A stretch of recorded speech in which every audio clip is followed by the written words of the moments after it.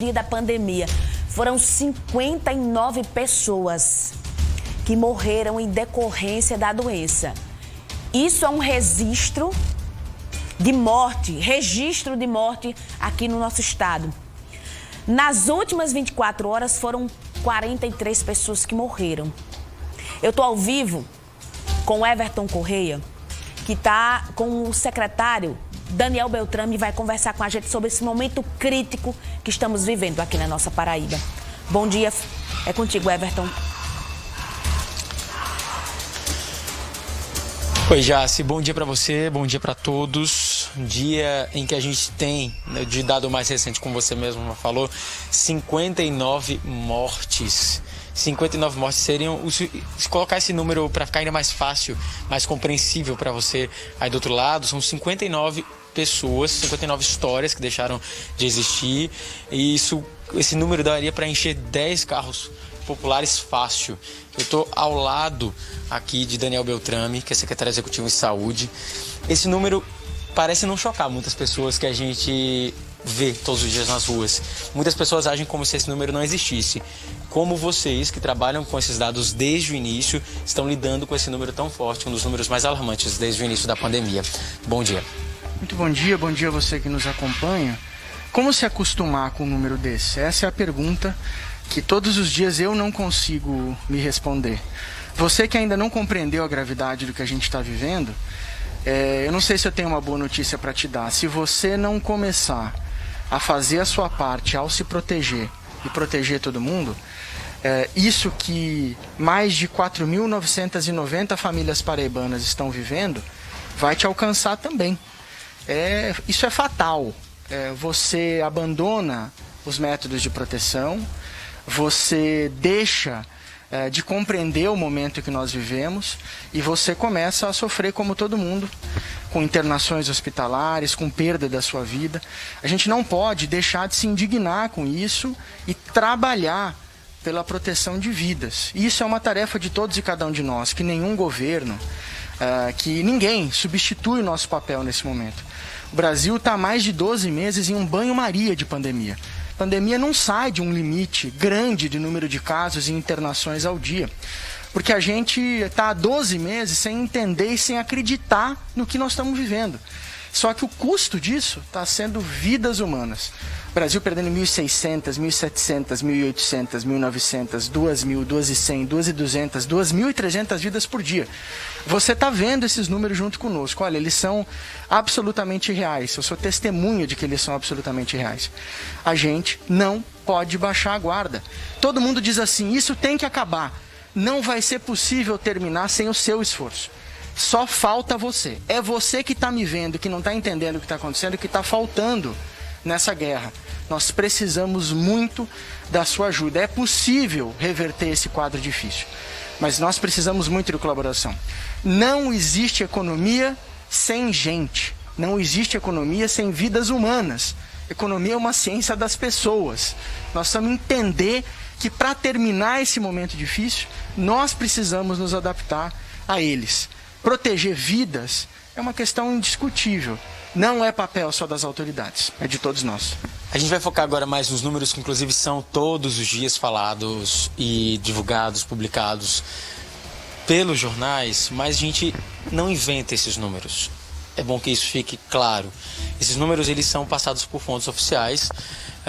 A principal fonte é a Secretaria de Estado da Saúde, quando o assunto é Paraíba, e lá existe o seguinte dado: 93% de taxa de ocupação na região metropolitana, no recorte da região metropolitana. Ao mesmo tempo, muito se fala, principalmente aqui na capital, na região metropolitana também como toda, em fila de espera. Isso já caracteriza um colapso? Essa pergunta é muito importante. É uma sobrecarga e não um colapso. Eu vou explicar a diferença. A situação de colapso é quando os serviços de saúde não conseguem mais receber as pessoas. Você vai a uma UPA, ela não consegue te atender porque não há mais um leito, não há mais uma poltrona. Colapso é quando você chama o SAMU e o SAMU não vai conseguir te atender porque ele tem um volume de esperas absurda. Colapso é quando você precisa colocar uma pessoa dentro de um hospital e não há a menor chance, porque todas as posições estão ocupadas e não há previsão de saída desses pacientes que estão internados. Nós estamos numa sobrecarga. A sobrecarga é a fase imediatamente anterior ao colapso. Veja, nós estamos abrindo um volume de leitos, ativando todos os dias leitos do plano, leitos inclusive que já compuseram a fase de planejamento e agora estão sendo ativados, como por exemplo em Mamanguape. Nosso trabalho está dentro do Vale do Mamanguape para fazer um cuidado à região e impedir a vinda, para fazer cuidados adequados lá. Tem limite para abrir leito e às vezes o limite não é cama, não é ventilador, não é monitor. Na imensa maioria das vezes agora o limite são profissionais de saúde. Não há profissionais de saúde suficientes para a gente ter mais de 80 internações por coronavírus ao dia. Porque não tem só internação por coronavírus, tem internação por outras doenças. A vida continua com os seus problemas peculiares. A gente precisa conseguir entender isso. Quando você faz um churrasco no final de semana, como eu vi em vários prédios e casas ao longo desse final de semana, reunindo 15, 20 pessoas, parece uma cena inofensiva, mas a gente precisa entender que não dá mais. É isso que vai fazer a gente não virar o jogo na velocidade que você precisa. Para a gente voltar a trabalhar como trabalhávamos, para a gente poder voltar a abraçar as pessoas, é tudo que todo mundo quer. Mas nesse momento muito difícil, nós precisamos da sua colaboração. Quando você faz esse gesto, eu vou adiar o churrasco, você não sabe a quantidade de vidas que você está salvando. Então, por favor, nos ajude fazendo coisas simples, porque tem gente aqui fora que está de fato se desgastando, sofrendo física e mentalmente para tentar manter a sua segurança e a segurança da sua família. Se já se fala de fila de espera, de não capacidade de comportar todo mundo, principalmente quando o assunto é leito de UTI, porque já existe essa fila, mas ainda assim há um recebimento de pacientes, já seria hora de transferir? Já existe uma possibilidade ali, enfim, na agulha, para uma possível necessidade de transferência desses pacientes para outros municípios, estados? Existe isso ou não? Olha, você traz uma questão que acho que é importante. Veja, há medidas para os tempos adequados. Eu faço hospital de campanha quando eu estou providenciando hospitais definitivos. Nós fizemos isso aqui. O Hospital Solidário veio para eu providenciar 2 hospitais de 130 leitos cada um, para a gente conseguir ter lugar, estrutura capaz, por exemplo, de expandir leito de UTI. Não dá para colocar leito de UTI, tudo que ele precisa, e cuidar de uma pessoa em um hospital que é provisório, porque uma UTI precisa de especialista, grandes equipamentos, estrutura de segurança elétrica, de gases.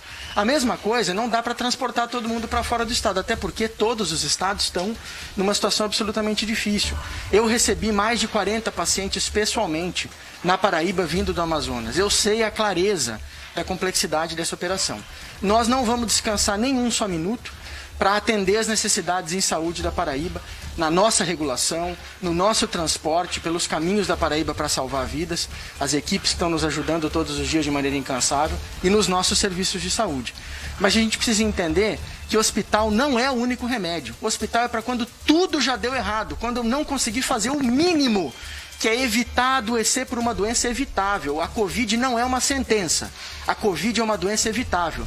Se você usa máscara, convive só com quem mora na mesma casa que você e com as pessoas com quem você trabalha com segurança, nem mutação, nem variante, nem vírus da Covid alcança você. Houve ontem, inclusive, o anúncio de mais leitos em hospitais estaduais, como o Clementino, por exemplo, geridos pelo Estado. E a gente queria saber um pouco mais sobre esses leitos. Que leitos são esses? Porque a gente sabe que nem todos são de UTI. Isso. Agora é um movimento que nós estamos trabalhando para ativação de leitos de UTI no Clementino, pelo menos mais 10.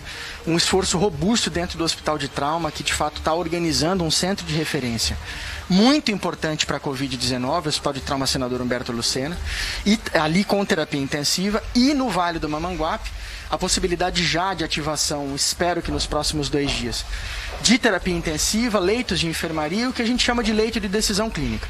Esse leito está perto de uma UTI, está perto de uma enfermaria, ajuda a gente a cuidar de um paciente moderado. Ele ainda não está entubado, ele ainda não perdeu o controle da sua pressão arterial, e as mesmas equipes que cuidam da enfermaria e da UTI vão compartilhando esse cuidado também, trocando informações para cuidar melhor das pessoas. Secretário, muito obrigado pela participação, muito obrigado por estar esclarecendo isso tudo para a gente. A gente agradece por essa oportunidade. Já se volto com você. Estarrecedor, né? E a repórter Vanessa Braz traz agora um